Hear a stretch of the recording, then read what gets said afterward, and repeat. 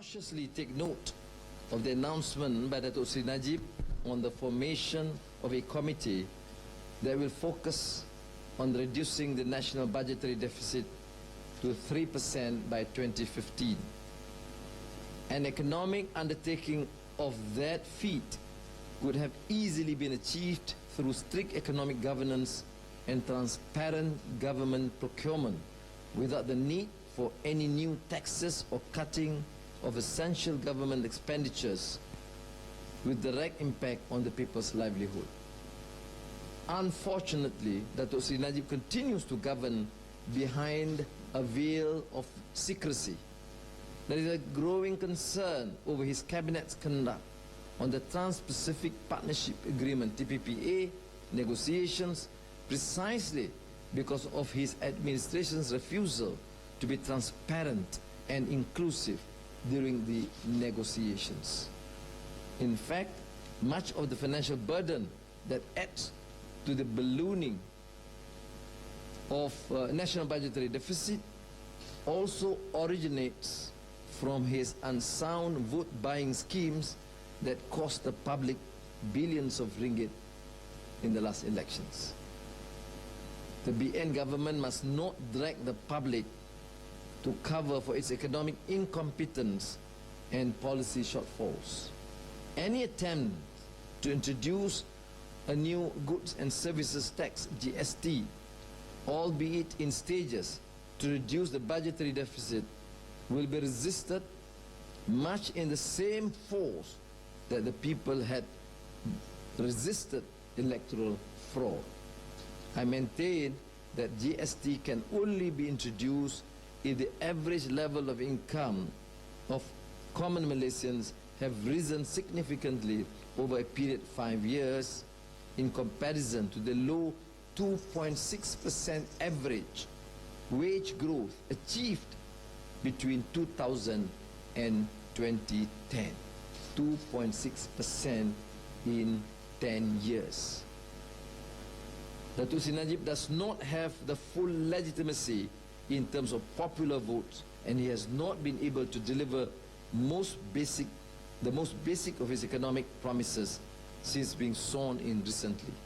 The fact that his administration struggles to reduce car prices as promised in his manifesto exemplifies to provide affordable and livable housing for the people.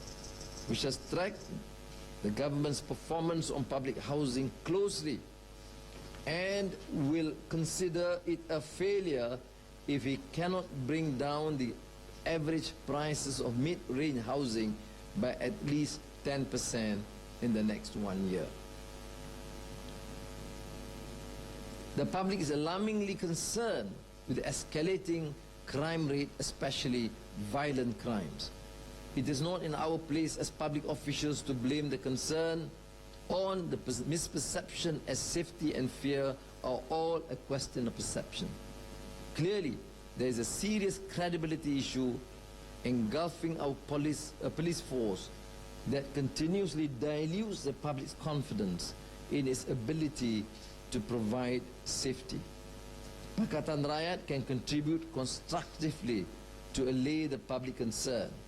I offer Pakatan Rakyat's full assistance to the police force to work together in engaging the public to bridge the growing gap between credibility and perception with the real and honest work that the police have been putting. I will table to the Pakatan Rakyat leadership that a committee made up of Pakatan Rakyat and Barisan Nasional representatives is formed immediately to work with the IGP and his officials to address the concerns over safety. Finally, I urge Datuk Najib to meet the 3 demands put forth by the People's Movement and allow for the peaceful gathering at Padang Merbuk on June 22nd to proceed smoothly. Terima kasih. In 10 years, the wage increase is 2.6%. Now, given that scenario, it is unacceptable to imagine that the government should proceed on imposing additional taxes, GST, for example, that would cause major hardship to the common people. So I think what needs to be done is alluded in the first para is a proper procurement policy. Stop the wastage. I mean, you are talking about 20, 30 billion ringgit of commissions and bribery and extravagant spending. Look at the Auditor General's report, and this must be addressed first. That is why any issue of macroeconomic planning and fiscal policies, including taxation, must be seen in the context of good governance, which means no excessive spending, no commissions and corruption, and a more transparent procurement policy. The minister concerned have alluded to the fact that they would require this to increase government revenue by another 27 billion ringgit. Otherwise, they will continue to have this major problem deficit. Now, we differ,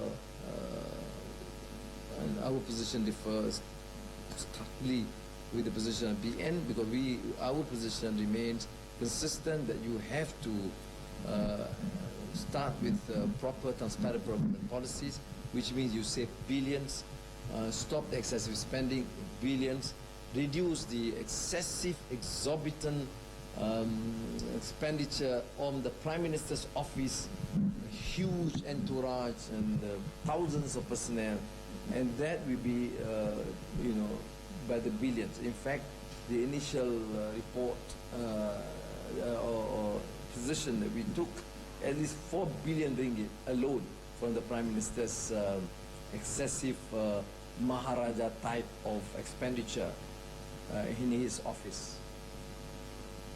And I would challenge him if he can refute this by, producing the figures of the entire Prime Minister's office, personal office, entourage, excessive expenditure, which is unprecedented from what I know all my years as Minister of Finance and all throughout the history of this country.